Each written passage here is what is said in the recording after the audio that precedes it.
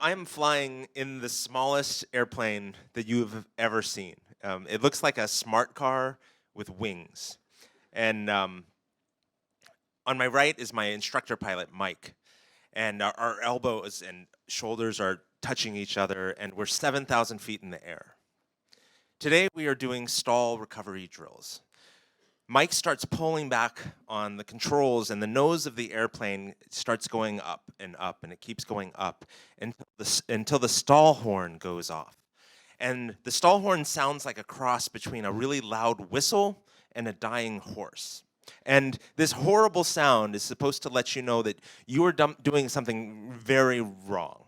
And Mike keeps pulling back on the controls until the plane stalls, and literally it starts falling out of the air. And my job is to stop the plane from falling and get it flying again. And we do this over and over and over. And to Mike, I'm sure this is just like some boring drill. But to me, I feel like I'm gonna die like every time the plane starts falling. My dad was a pilot in the Army, and his dad was a pilot in the Army. So I always wanted to be a pilot, but not to fight for my country, because I thought it would help me get a girlfriend. I thought it'd be so cool, like if I could go tell girls, like, hey, I'm a pilot like my father and his father before him. And sure enough, 6 months later, I've got my pilot's license, and I've had it for a whole week when I get this girl, Wendy, to go flying with me. We're gonna fly from LA up to Santa Barbara, have lunch, and then fly back to LA.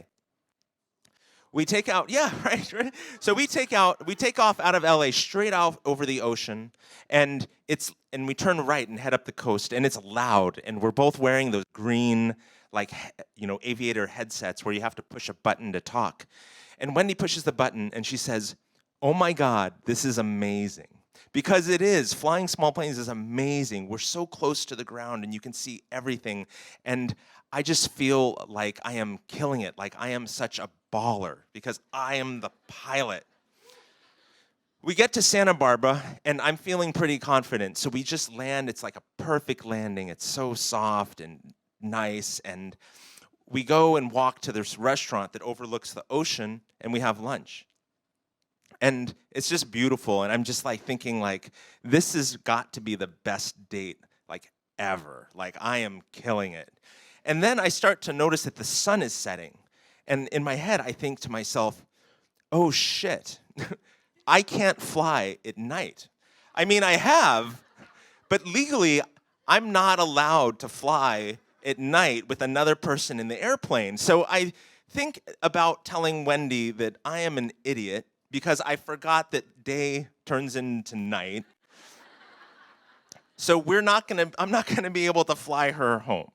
And we're gonna have to stay here in Santa Barbara with no clothes, no toothbrush, just sorry.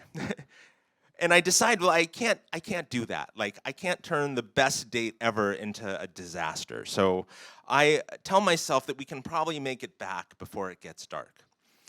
So we get in the plane, we start heading back, and I realize that I was wrong.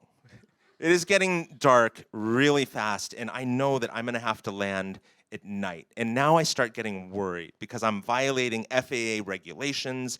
If anything goes wrong, I could lose my license. But I tell myself it's fine. Like, flying at night is just the same as flying at the day. You just can't see anything.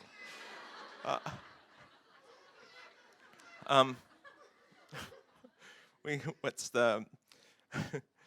So as we get close to the airport, I radio to the tower, and I find out that the wind, like tonight of all night, the wind is blowing from a direction that it never does. So I'm gonna have to land in a direction that I have basically never done before.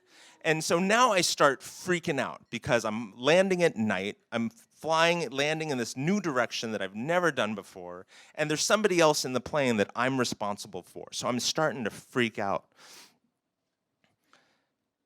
I tell Wendy that everything's gonna be okay, but she can tell that something's wrong because I've stopped talking to her, she stopped talking to me, and I'm just grabbing onto the controls like so tight. My whole body is so stiff. As we get close to the airport, as we get close to the runway, I start to hear this loud, annoying whistling sound, and I'm like, well, that's strange. I didn't hear that sound before. And of course, that's the stall horn telling me that I am doing something very wrong. But I am so stressed out that I can't even realize what it is and what I'm supposed to do. As we approach the runway, I realize that everything is all wrong. I'm going too fast. I'm not lined up with the runway, and the stall horn is still going off, but I just need to get the plane on the ground. So I pull back on the controls to slow the plane down, but it doesn't matter. Like, we are going so fast.